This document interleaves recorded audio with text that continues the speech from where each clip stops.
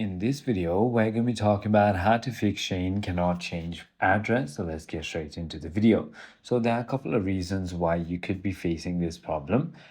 So it could have been your order already shipped. So once a package enters transit, SHEIN locks the shipping details due to carrier processing limitations. You can reach out to SHEIN customer service by clicking on the Me tab and then heading into your settings, and you can simply go ahead and look for the contact support, or the best way to do it is going to be by clicking on customer service and then simply clicking on customer service one more time and talking to them here. The second cause could be because of your address verification code error. So if the address update fails during the SMS email verification, you can simply go ahead and try to force close your SHEIN application and try to reopen it.